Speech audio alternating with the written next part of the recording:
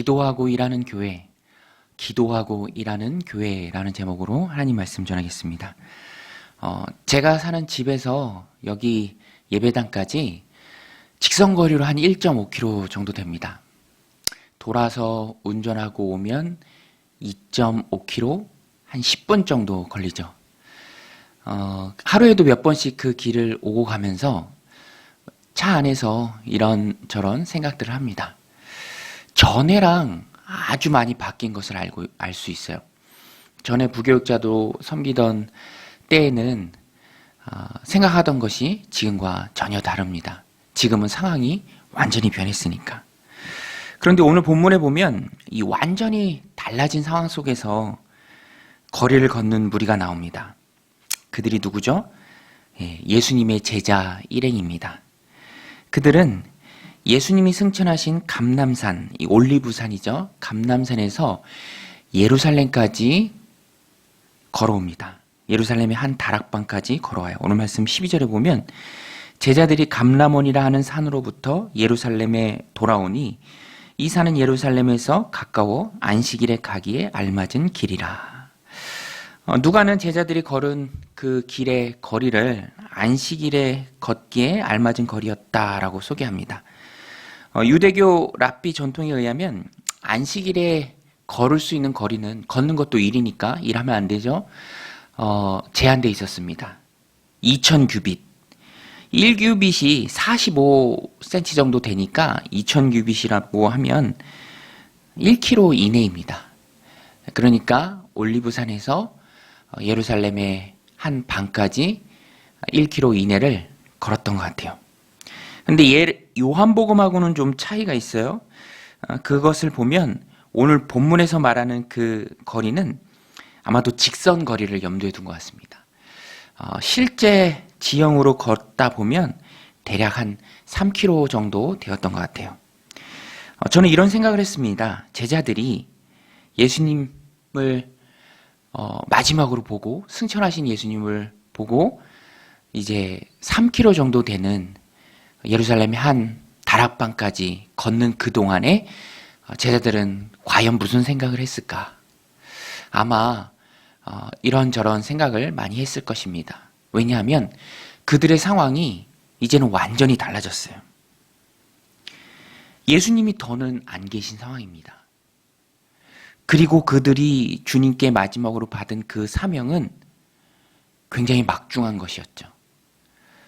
세상에 그리스도의 부활을 증언해야 할 증인들이 되라. 지역적 범위도 넘습니다. 온 예루살렘과 유대와 사마리아와 마지막에는 땅끝까지 이르러야 한다. 막중한 사명이죠. 굉장히 큰 책임감을 느꼈을 것입니다. 상황이 완전히 바뀌었죠.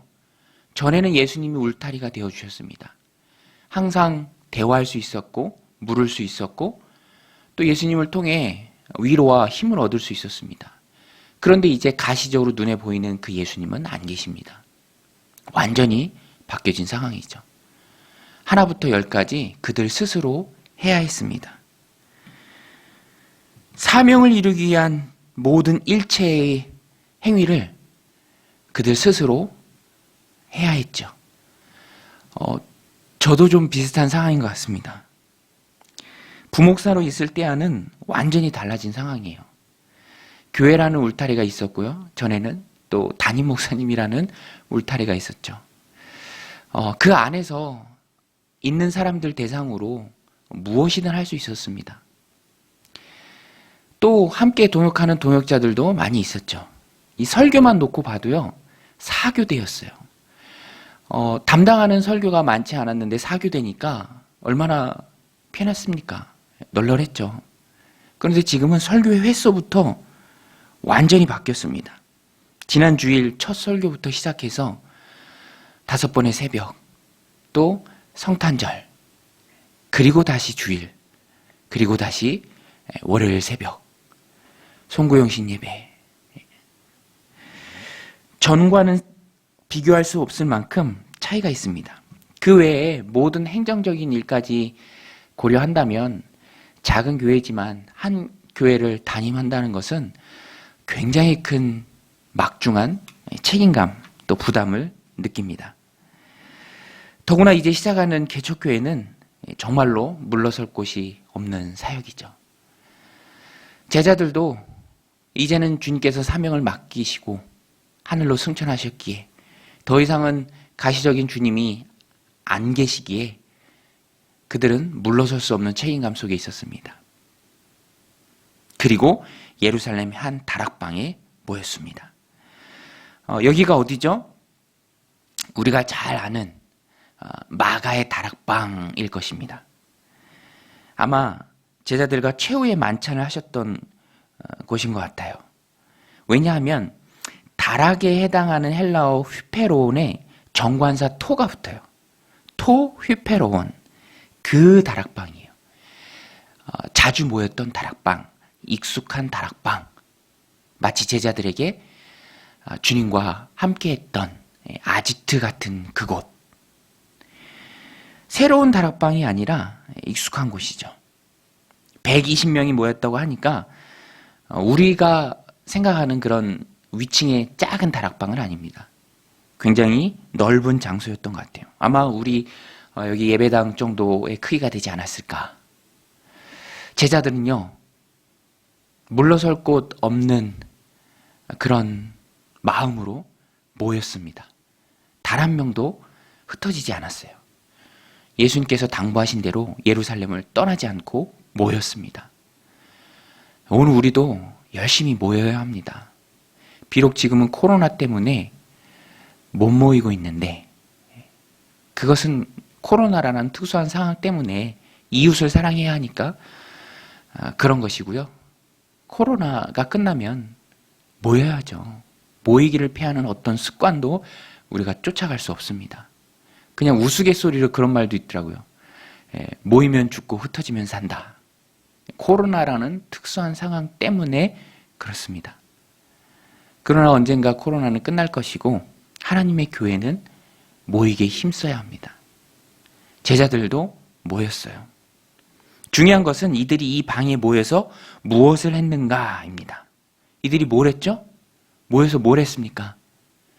물러설 곳 없는 그 느낌으로 주님이 맡겨주신 큰 사명에 대한 막중한 책임감으로 제자들이 마가의 다락방에 모여서 뭘 했죠? 오늘 말씀의 핵심 주제인데요. 기도했습니다. 오늘 말씀 14절입니다. 여자들과 예수의 어머니 마리아와 예수의 아우들과 더불어 마음을 같이하여 오로지 기도에 힘쓰더라. 그들은 모여서 기도에 오로지 힘썼습니다. 기도에 힘썼다라는 것은 전심으로 하는 기도를 말합니다. 온 마음으로 하는 기도. 전심으로 하는 기도. 여기에 쓰인 단어가 프로스카르테레오인데요. 몰두하다라는 뜻이에요. 오로지 기도에 힘쓰더라. 몰두했다. 마가의 다락방에 모인 120여 명의 사람들은 기도에 몰두했습니다. 다른 생각은, 기도하는 그 시간만큼은 다른 생각은 다 제쳐두고 기도하는데 몰입했습니다. 사실 그들이 처한 상황이 정말로 기도할 수밖에 없는 상황이었어요. 생각해 보세요. 주님은 하늘로 올라가셨습니다. 이제껏 의지했던 주님, 마음의 기둥, 예수님이 더는 안 계세요. 그런데 그들이 맡은 사명은 막중합니다. 오직 성령이 너희에게 임하시면 너희가 권능을 받고 예루살렘과 온 유대와 사마리아와 땅끝까지 이르러 내 증인이 되리라. 정말 놀라운 사명이죠. 이제 사명을 시작해야 하는 처음입니다. 처음이에요. 처음 그 순간이에요. 예수님 안 계시고 맞는 사명을 시작하는 처음 순간. 처음은 중요하고요. 또 힘들어요. 처음에 대부분의 것들이 다 결정이 됩니다. 비행기도 처음 이륙할 때 연료의 절반 이상을 쓴다고 해요. 처음은 힘든 겁니다. 시작은 많은 에너지를 필요로 합니다. 띄워야 하니까. 그래서 시작이 반이라는 속담도 있잖아요. 시작이 그만큼 힘들고 중요하다는 것을 반증합니다. 그래서 시작은 부담입니다. 그러므로 기도해야 돼요. 시작할 때 기도해야 합니다. 내 힘으로 안 되니까 하나님을 의지해야죠. 하나님께서는 우리가 하나님을 의지하고 시작할 수 있도록 기도할 수밖에 없는 그런 상황들로 우리를 몰아갈 때가 있습니다. 하나님은 우리에게 승리를 주실 줄로 믿습니다. 그러나 단 한 가지 받으시는 것이 있다면 그것은 바로 기도돼요. 왜냐하면 하나님 의지하는 방법을 배우는 가장 좋은 것이 힘든 상황에서 내 힘을 의지하지 않고 나를 내려놓고 하나님을 의지하는 기도입니다. 우리는 그런 상황을 통해서 나의 연약함을 깨닫고 하나님, 나는 할 수 없습니다. 주님만 의지합니다. 겸손한 마음으로 하나님께 엎드려 능력을 구하게 되는 것입니다. 하나님 함께해 주옵소서. 저도 말씀을 준비하면서 내가 간절한 마음으로 하나님께 기도했을 때가 떠올랐습니다.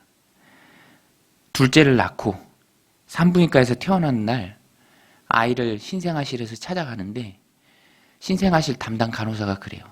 아이의 등을 보이면서 여기 한번 만져보세요. 혹이 있습니다. 큰 병원에 한번 가보세요. 이렇게 얘기해요. 그 부모들은 큰 병원 가라 그러면 일단 마음이 가라앉잖아요.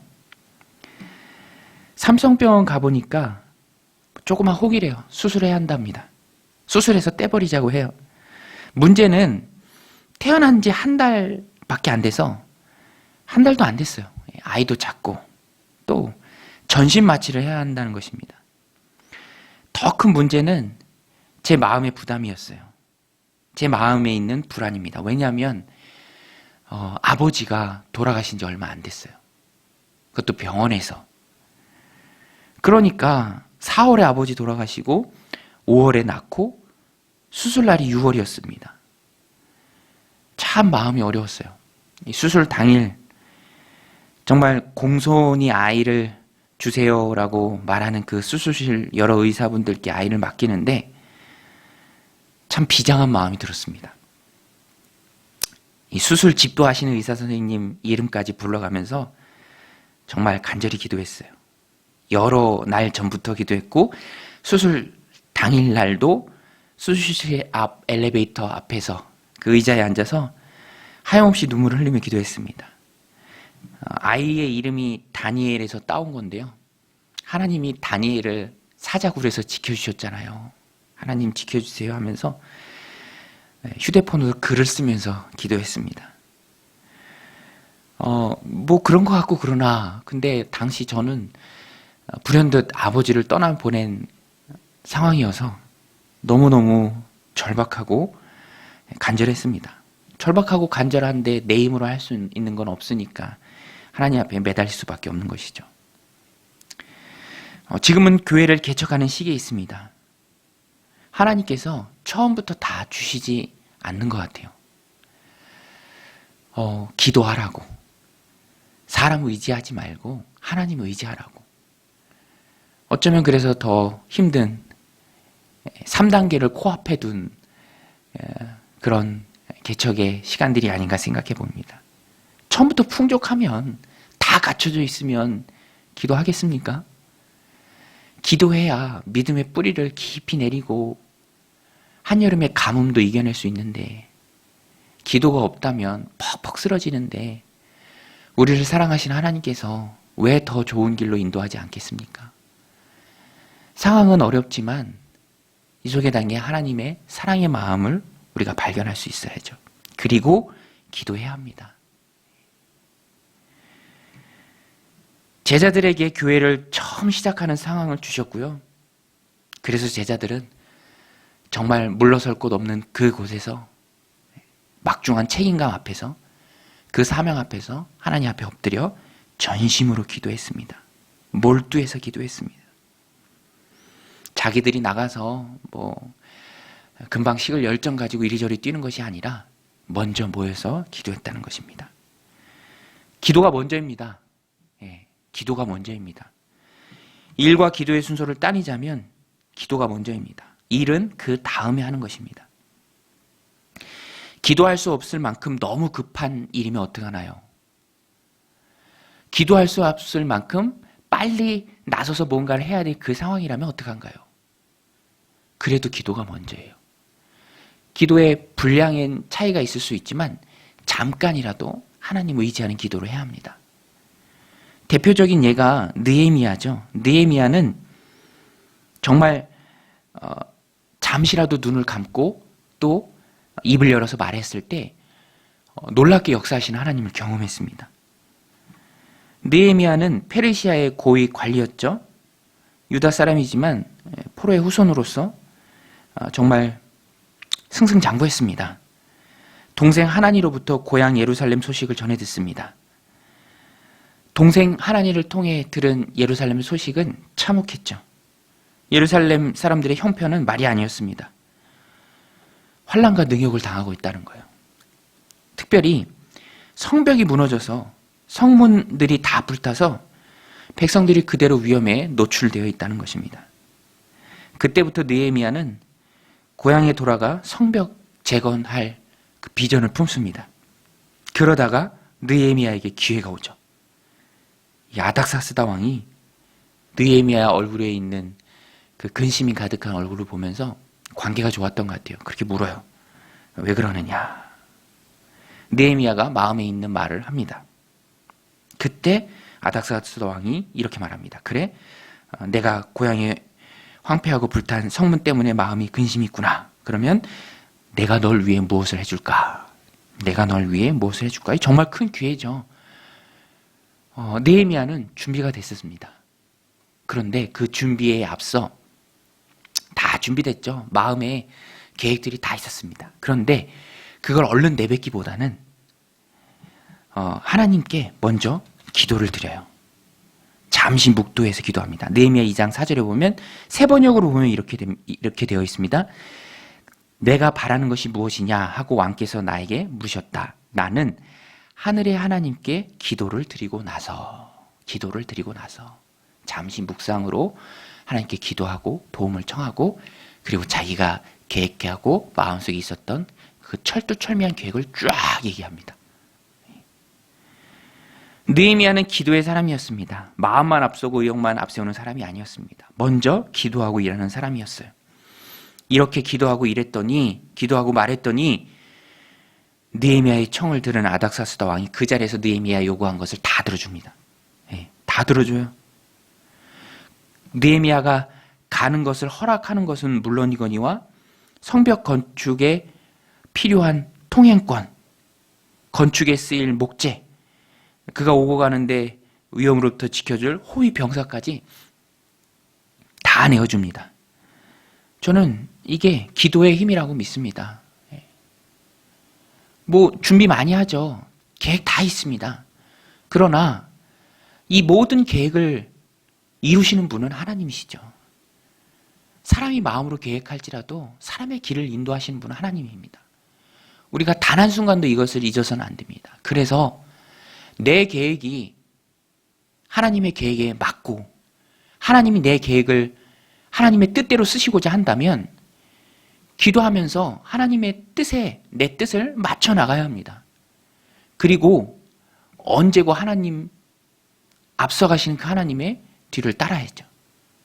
그것이 바로 기도하고 일하는 거예요. 하나님께 기도하고 일하는 거.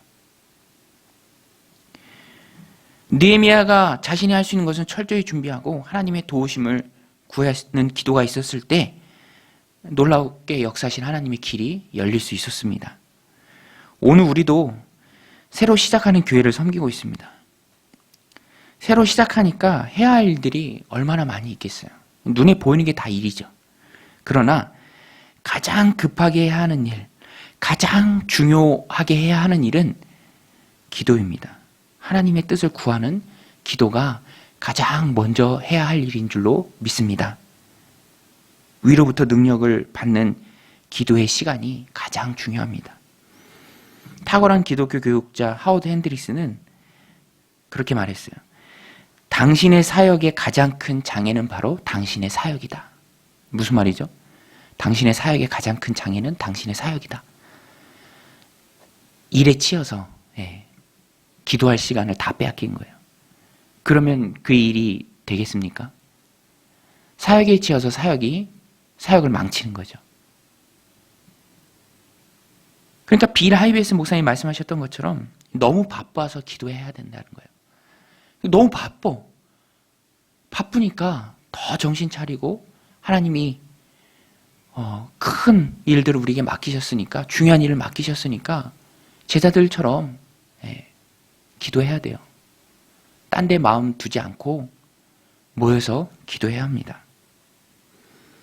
제자들은 합심 기도했습니다. 전심으로 기도하는 동시에 합심 기도했어요.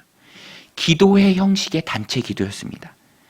개인 기도도 중요하지만 이렇게 공동체가 함께 모여서 마음을 합해서 합심해서 기도하는 게 중요합니다. 그래야 하나님의 뜻을 온전히 구할 수 있어요. 100이면 100 사람의 의견이 다 다르지만 정말 확실한 하나님의 말씀을 붙들고 그 여러 명의 사람들이 각자 다 다른 마음을 가지고 있지만 하나의 목적을 분명히 하고 하나님 앞에 간절히 기도할 수 있는 거예요. 제자들은 그렇게 기도했습니다. 특별히 우리나라에는 새벽 기도라는 너무 좋은 전통이 있죠. 마침 우리 교회 예배당은 주거지 안에 있어요. 집들이 가까이 있습니다. 지금 비록 코로나 때문에 어려움들이 있지만 나중에는 이 지역의 많은 사람들이 이곳에 와서 함께 기도했으면 좋겠습니다. 기도의 등불을 밝혔으면 좋겠어요. 새벽마다 자신의 인생에 만나는 모든 문제를 하나님께 걸고 기도하는 기도의 용사들이 많아졌으면 좋겠습니다. 오늘 우리도 기도해야죠. 열심히 기도해야 합니다. 그래서 이후에 하는 모든 일에 하나님의 기름 부으심의 역사가 기도하고 일할 때 나타나는 그런 권능이 넘치는 교회가 되기를 간절히 축원드립니다. 기도한 후에 제자들이 했던 첫 번째 일은 무엇입니까? 그것은 유다 대신 다른 사람을 세워 사도를 충원한 거예요. 한 명을 더 세웠습니다. 22절 말씀인데요. 항상 우리와 함께 다니던 사람 중에 하나를 세워 우리와 더불어 예수께서 부활하심을 증언할 사람이 되게 하여야 하리라 하거늘. 기도하고 일하면 우왕좌왕하지 않습니다. 무엇을 가장 먼저 해야 할지 선명한 목표가 생겨요. 우선순위가 생깁니다. 분명한 목적의식을 가지게 돼요. 여러분, 속도보다 중요한 것은 방향입니다. 우왕좌왕하고 좌충우돌하면서 아무리 빨리 간다 한들 무슨 소용이 있습니까? 천천히 가더라도 가장 먼저 해야 할 일, 가장 우선순위에 있는 일, 또 우리 공동체가 어디로 나아가야 하는가, 그러기 위해서 어떤 목적의식하에 무엇을 가장 첫 번째 일로 해야 하는가를 분명히 깨닫고 하는 게 너무너무 중요한데요. 제자들은 이것을 잘하고 있습니다. 기도하고 일했기 때문에 올바른 방향으로 잘 나가고 있어요. 왜냐? 어떻게 알 수 있느냐? 제자들이 해야 할 일이 뭐예요? 부활의 증인이 되는 거잖아요. 예루살렘과 온 유대와 사마리아 땅끝까지 이르러 교회를 세우는 것입니다. 그러니까 없어진 한 명을 충원하는 일이 가장 먼저 해야 하는 일입니다. 오늘 말씀 잘 나오잖아요. 22절에 우리와 더불어 예수께서 부활하심을 증언할 사람이 되게 하여라 하리라. 기도하고 일하면 분명한 목적이 보입니다. 무엇을 해야 할지 선명하게 보여요. 쓸데없는 일에 힘을 낭비하지 않습니다. 소모적인 논쟁에서 자유하는 방법은 기도하는 겁니다. 기도하면 하나님의 뜻을 깨달을 수 있습니다. 처음이 중요한데요. 제자들은 이 처음을 너무 잘하고 있습니다. 기도의 힘이죠. 저도 딱 이쯤이었죠. 20살에 신학교를 갔습니다. 그래서 신학교를 들어가기 전에 고3 겨울방학 때 이제 졸업을 앞두고 반을 맡았어요. 주일학교 반. 제가 처음 맡았던 반이 5학년이었어요. 그러니까 4학년 겨울방학 때 애들을 만난 거예요. 그때만 생각하면 지금도 몸에 닭살이 돋을 만큼 전율이 일어납니다. 하나님이 저에게 처음 맡겨주신 양. 그때 방학 중이라 딱 한 명 왔습니다. 그 아이가 입었던 옷, 또 맡았던 그 분위기의 냄새까지도 지금 선명히 기억해요. 차가운 마룻바닥. 선생님이 우리 새로운 선생님이에요. 이렇게 말해주던. 얼마나 가슴이 뜨거웠는지 모릅니다. 그 이후로 정말 처음 하나님 맡겨주신 반이니까 정말 열정적으로 일했어요. 제가 운전면허는 일찍 땄습니다. 고3 땄는데 생일 지나고 땄는데요. 운전을 했어요. 아이들 그 시골이다 보니까 집이 다 멀어서. 근데 아버지 차가 그거 아시죠? 1톤 트럭. 승차 정원이 3명입니다. 3명밖에 못 타요. 근데 아이들은 그거보다 더 많으니까 제가 운전하고 2명 태워서 교회 데려다 놓고 또 다른 곳에 가서 2명 태워서 교회에다 데려놨고 또 저는 그 차를 아버지를 갖다 드려야 돼요. 아버지도 교회에 오셔야 되니까. 집에 갖다 놓고 같이 갔던 다른 사람이랑 다시 교회로 오고 그렇게 열심히 했던 기억이 납니다. 처음 맡았던 귀한 아이들. 돌이켜보면 그때 가장 순수하게 또 하나님 의지하면서 열심히 기도했던 것 같아요. 기도하고 일하면 정말 순수한 열정도 일어나고요. 뜨겁게 지치지 않고 사역할 수 있습니다. 또 제가 대학원에 가서 처음으로 전도사가 되고 처음으로 맡았던 성경학교도 정말 열심히 했습니다. 그때는요. 정말 딱 그 마음이었어요. 우리 같이 하는 교사들한테도 그렇게 얘기했습니다. 이거 성경학교 끝나고 천국 갈 준비하시라. 그 마음과 각오로 성경학교 임하시라. 선생님들이 막 눈이 땡그레져서 열심히 기도원 끌고 가서 기도하고 또 간절히 부르짖고 했던 기억이 있습니다. 기도하면 하나님께서 바른 길로 이끌어 주시고요. 또 많은 열매도 부어 주십니다. 제자들은 그 기도의 열매로서 지금 제자를 한 명 더 충원하는 그 귀한 일을 잘 감당하고 있는 거예요. 특별히 제자를 한 명 더 충원하는 이 중요하고도 민감한 사도를 한 명 충원하는 거니까 얼마나 민감합니까? 일을 할 때 얼마나 제자들이 깔끔하게 문제없이 잘 처리했는가? 우리가 눈여겨서 볼 특징적인 것이 하나 있는데요. 그것이 무엇이냐면 하나님께서 이 제자들을 저마다 받은 은사와 역할대로 잘 사용하는 모습을 볼 수 있습니다. 첫 번째 일을 함에 있어서 제자들의 은사와 역할을 하나님이 적절히 잘 사용하셨다. 먼저 베드로를 보세요. 베드로는 열정이 있는 사람입니다. 가만히 못 있는 사람이에요. 리더십이 있어요. 나서기도 잘하지만 나선 만큼 확실하게 일을 처리하는 능력이 있습니다. 리더십을 가진 베드로가 먼저 일어나서 제안을 합니다. 오늘 말씀 15절인데요. 모인 무리의 수가 약 120명이나 되더라. 그때 베드로가 그 형제들 가운데 일어서서 이르되. 베드로는 리더십이 있죠. 사도행전 초반부는요. 베드로의 사역과 역할에 집중합니다. 누가가 그렇게 써요. 예루살렘에서는 베드로예요. 베드로가 다 합니다. 지금도 성령의 깨달음을 받고 일어서서 제안하는 거예요. 사도를 한 명 더 충원하자. 유다는 일을 버리고 제갈 곳으로 갔다. 그런데 중요한 것은 베드로의 이 리더십이 개인의 생각에서 나온 것이 아닙니다. 이 제안은요. 성경에서 나온 거예요.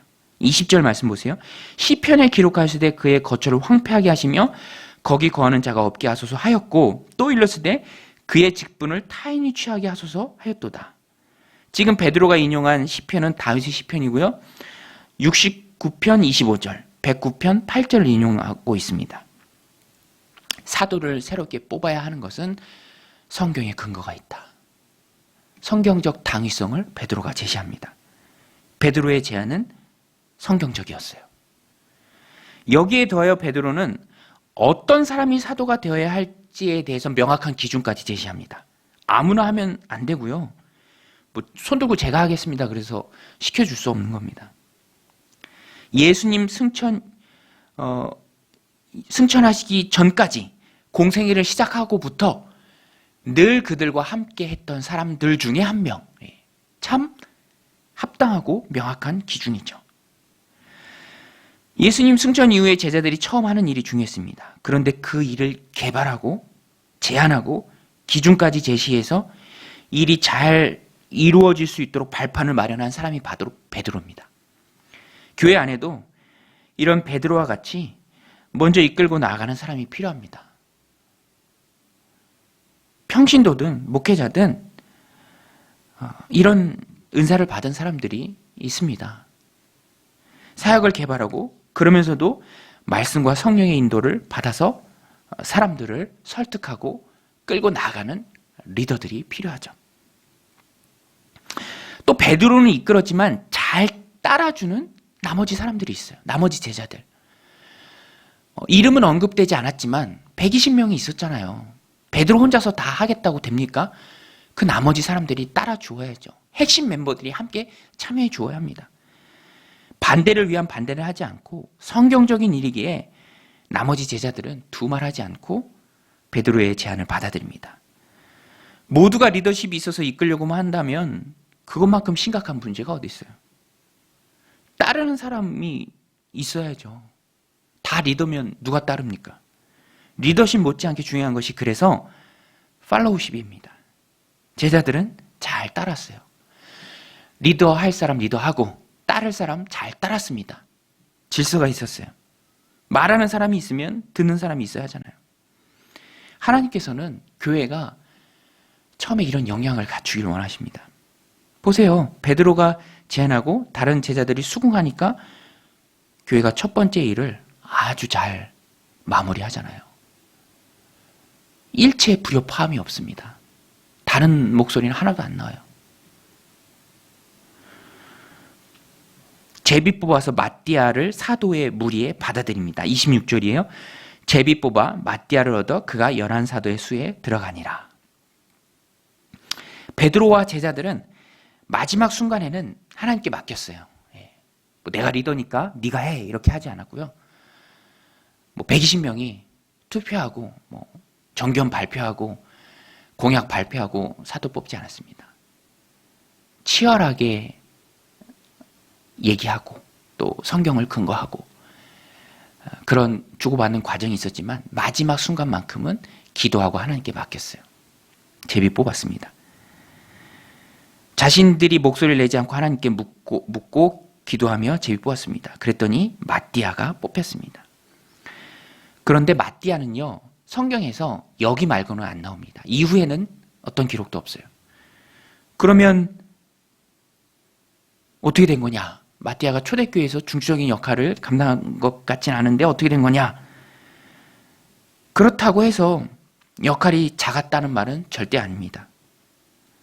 마띠아처럼 하나님의 교회 안에는 존재 자체로서 힘이 되는 사람들이 많이 필요해요. 화려하지 않아도 두드러지지 않아도 있어야 할 자리에 늘 있고 존재 자체로서 부족한 수를 12사도를 채웠잖아요. 마띠아가. 그것의 상징적인 힘이 얼마나 큽니까? 개척교회를 하면 누구나 한 영혼의 귀함을 알게 됩니다. 작은 교회는 한 영혼이 너무너무 귀하죠. 베드로 같은 사람도 귀하고 뭐 제자들처럼 따라주고 동의해주는 사람도 필요하고 바울 같은 사람도 필요하지만 없어서는 안 될 사람들 중에 한 부류가 바로 늘 그 자리에 있는 사람, 존재로서 공동체의 힘이 되는 사람, 부족한 수를 채워주는 사람, 얼마나 필요한지 모릅니다. 교회는 다 있어야 돼요. 다. 베드로같이 이끄는 사람, 다른 제자들처럼 동의하고 따라주는 사람, 마띠아처럼 부족한 수를 채우고 그냥 있는 것으로 힘을 주는 사람 모두가 필요합니다. 그들이 각자의 은사대로 힘을 합쳤을 때 제자들은 예수님 승천 이후에 자신들에게 주어진 일을 잘 해낼 수 있었습니다. 오늘 우리도 제자들의 본을 본받고 이끌고 따르고 또 채우는 그런 귀한 교회가 되기를 소원합니다. 오늘 말씀을 정리합니다. 핵심은 기도하고 일하라는 거예요.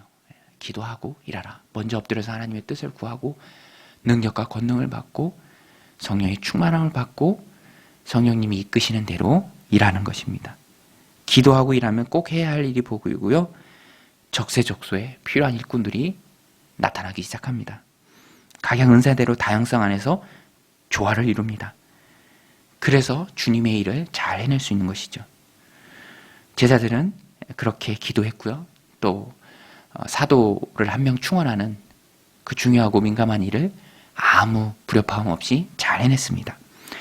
오늘 우리 강동 정육교회도 기도하고 일하는 교회가 되기를 간절히 소원합니다. 사람의 뜻이 아니라 하나님의 뜻이 이루어지는 교회가 되기를 바랍니다. 이끌기도 하며 믿고 따라주기도 하며 빈자리를 채워주는 아름다운 주님의 성도들이 가득한 우리 강동 정육교회가 되기를 주님의 이름으로 간절히 축원드립니다. 기도하시겠습니다.